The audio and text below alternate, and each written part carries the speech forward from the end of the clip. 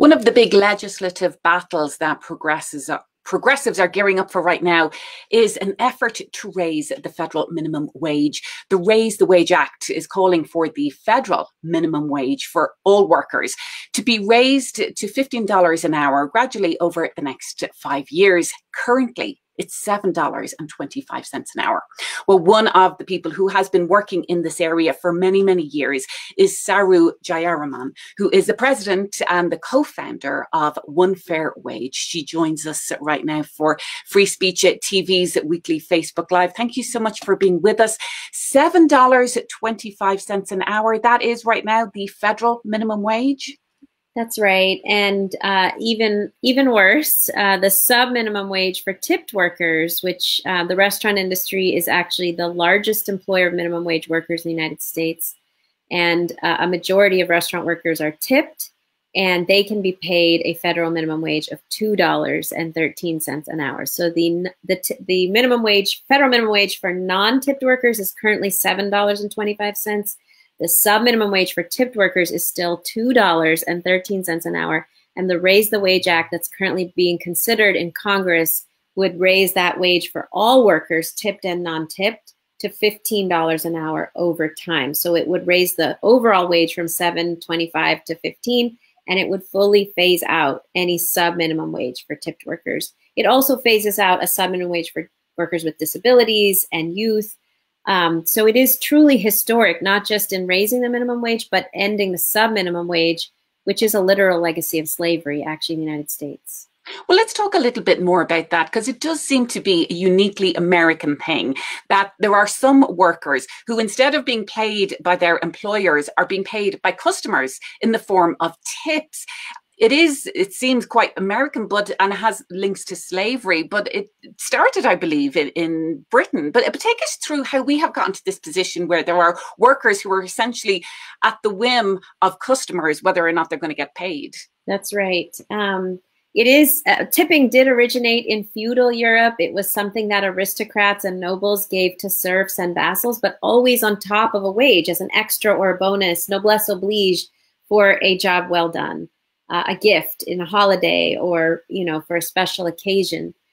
When that idea came to the States, it actually came right before emancipation of slaves, the end of slavery. And at emancipation, the restaurant owners wanted the ability to hire Black workers and continue to not pay them. And so they mutated the notion of tipping from being an extra or bonus or a gift on top of a wage, as it was in Europe, to becoming the wage itself. Now, in the United States, prior to emancipation, there was actually a populist movement rejecting the notion of tipping as a vestige of feudalism. There was a rallying cry, "We're a democracy. We don't tip here. Employers should pay their workers, not customers, and you should get good service regardless of what you can afford to tip."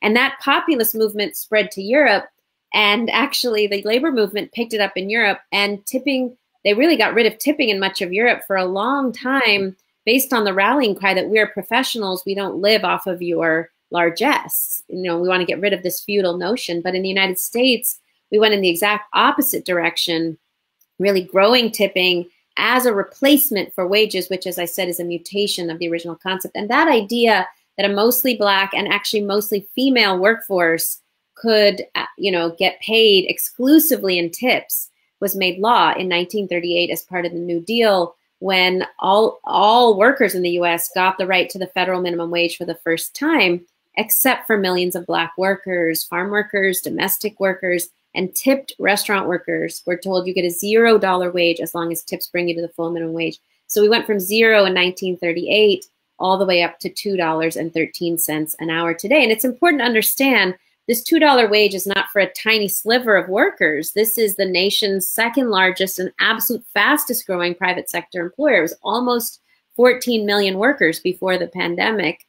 So you're talking about almost 1 in 10 Americans working in this industry. And if they get tips, they can be paid legally as little as $2. And you're right, it is uniquely American. It's a uniquely American, frankly, legacy of a very ugly history of wanting to profit off the value of Black labor without paying for it. That's where this idea of a sub-minimum wage comes from. Well, let's talk more about those. Well, as you said, before the pandemic, almost 14 million workers, the vast majority are women. And yet there seems to be a popular narrative that's put forward when we talk about raising wages for tipped workers. And that is, these are college kids, these are high school students, it's just a bit of pocket money for them. We can't have them in the same category as other minimum wage workers. Tell us the reality of who restaurant workers are, because this is an area you've been working on for years, been really since after 9/11, and taking a look at who restaurant workers are and the situations that they're working through. Absolutely. So first of all, it's important to note that those 14 million workers are the lowest paid workers in America. Every year, the U.S. Department of Labor has put out a list of the 10 lowest paying jobs. Every year, 7 of the 10 lowest paying occupations are all in the restaurant industry. And 4 of the 7 lowest paid occupations in the U.S. are tipped occupations. So you're talking about a huge industry with the lowest paying jobs, the largest employer of minimum wage workers. And among tipped workers in particular, 70% are women, as you said. They're largely women who work in casual restaurants, IHOPs, Denny's, Applebee's, Olive Gardens, casual mom and pops, making very little money in tips. They use food stamps at double the rate of the rest of the U.S. workforce. They suffer from poverty rates that are 3 times the rate of the rest of the U.S. workforce. Their median age is 35, which means they're not actually mostly teenagers. If the median age is 35, that means half of the workers are above 35. And more, and more like 60% or more are above the age of 24. So these are mostly adults. About a third have children. You've got a huge population of single mothers in this group, struggling to make ends meet on sub-minimum wages and tips, and also struggling with the highest rates of sexual harassment of any industry in the US, because they have to tolerate all kinds of inappropriate customer behavior to feed their families and tips. The fact that they are single mothers makes them very vulnerable to have to tolerate all kinds of inappropriate customer behavior. They have to put up with whatever the customer does to them, however they touch them or treat them or talk to them, because they know that they have to tolerate it in order to get tips to feed their kids, to go home and feed their children on tips. And we know that the sexual harassment is directly correlated to the sub-minimum wage, because there are 7 states that got rid of this system many decades ago. California, Oregon, Washington, Nevada, Minnesota, Montana, and Alaska all require a full minimum wage with tips on top. Not only do these 7 states actually have higher restaurant sales per capita, higher job growth in the restaurant industry, higher small business growth, small business restaurants grow faster in states with a full minimum wage with tips on top. But these 7 states also have 1/2 the rate of sexual harassment in the restaurant industry, because in those states, women are able to rely on a wage from their boss. They're not as completely dependent on the tips from the customers. They don't feel like they have to put up with everything and anything from customers to feed their kids, because they can count on a wage from their boss like every other worker in every other industry. Well, let's talk about the impact of COVID-19, because, of course, the restaurant industry has been decimated by the pandemic, as have so many other sectors. And yet frontline workers tend to be those minimum wage workers, whether they're in grocery stores or restaurants. And in fact, those industries have been deemed the most dangerous occupations to have during the pandemic. So put that into context. So first, it's important to note that these workers, everything I've been describing with pre-pandemic conditions, I call it a pre-existing condition that existed prior to the pandemic that got just exacerbated and blown up during the pandemic. So first of all, 60% of restaurant workers lost their jobs during the pandemic.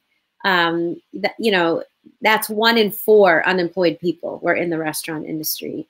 And 60% of that huge number, 60, could not get unemployment insurance because they were told in most states that their sub-minimum wage of $2, $3, or $4 an hour. Keep in mind, the wage for tipped workers is $5 or less in 4 out of 5 states. 40 states in the US have a wage of $5 or less. So in these 40 states, workers were told your wages are too low to meet the minimum threshold to qualify for unemployment insurance. So they were left with no income, no way to feed their children, and forced in the millions to go back to work before they felt safe.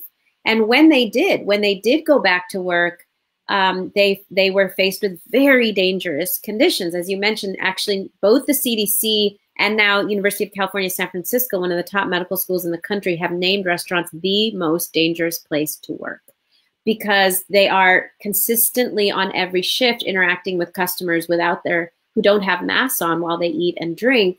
And our workers reported that they're being asked to do more for less. They're asked to enforce now social distancing and mask rules when tips are down 50 to 75%, and the workers are saying, you're asking me to enforce these rules on the same customers who I need tips from to make up my base wages. It's an impossible situation, and I can't enforce these rules, which is a public health disaster, not just for those workers, but for all of us. Because if the CDC has named the restaurant industry the most dangerous place for customers to be, we rely on these workers to enforce these rules to prevent future outbreaks. But they can't, as long as they need tips from those same customers. I think what was most outrageous from the research we did was that we found that 40% of workers said sexual harassment, which was already the highest in our industry of any industry, went way up during the pandemic. And hundreds of women reported that they were asked by male customers to take off their masks so male customers could judge their looks and therefore their tips on that basis. Just an outrageous and horrific, life-threatening situation in which millions of women are essentially being asked to expose themselves to the virus for the chance to get a tip, to be judged for a chance to get a tip. Making these the only essential workers not getting the minimum wage, and the only essential workers being asked to remove their protective gear for a chance to earn their income. And honestly, for anybody who was ever asked, why is $15 part of this COVID package? What does it have to do with COVID? I know certain senators have been saying this is not a COVID issue.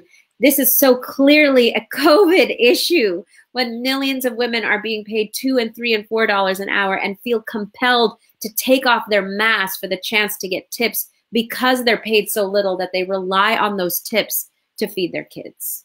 Well, just as we finish up, Saru, in addition to the Raise the Wage Act, there are changes at the Department of Labour, and Biden's nominee for Secretary of Labour, when he was mayor of Boston, Marty Walsh, himself advocated for $15 an hour minimum wage, but he also acknowledged the gendered nature of those minimum wage workers. Do you have faith that we're going to see change right now?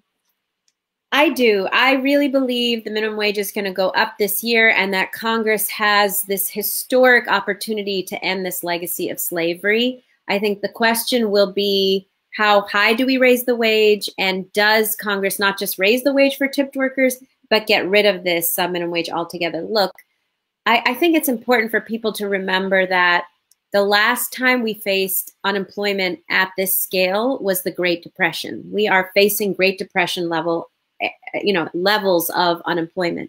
And at that moment, FDR, Franklin Delano Roosevelt, the president, and Congress knew that the way that the economy was going to recover was the New Deal, which not only included relief, it included the first federal minimum wage. And because they understood that the economy could not recover without raising workers' wages. But in that New Deal, they left out so many millions of Black workers intentionally, including tipped workers. And so now we have an opportunity for a New Deal now that will help our economy recover. I do believe there's enough understanding that we have to raise wages for this economy to recover. For small businesses who are so worried about small businesses, there's no way for them to last unless people in their neighborhoods, in their communities can afford to eat out, can afford to consume in small businesses. So we need this for small business. We need these for these workers. We need this for our families. We need this for our country. The question is, will we right the wrongs of the last New Deal and end this historic legacy of slavery? Not just raise the wage, the sub-minimum wage for tipped workers, for workers with disabilities, for youth. It's time for a New Deal. And how can viewers best get involved in this issue, engage with it, and advance this legislation? Thanks for asking. You can go to our website, One Fair Wage, ONE, Fair Wage, F-A-I-R, wage.org, ONE, fairwage.org, onefairwage.org, and click the blue button to send a letter to your legislator. You just put in your zip code and your name, and it will send a letter to your Congress member saying, you've got to raise the wage now, pass the Raise the Wage Act in its entirety, raise the wage to 15, and let's get rid of these sub-minimum wages for tipped workers, workers with disabilities, and youth. Well, Saru, thank you so much for being with us and letting us know what's happening at the federal level around raising the minimum wage. Thank you so much. Thank you. And join us next Wednesday for another Facebook Live session. Same time, same place, right here, Free Speech TV. Let us know your thoughts on these issues. We'd love for you to engage with us on social media. Thank you so much for joining us.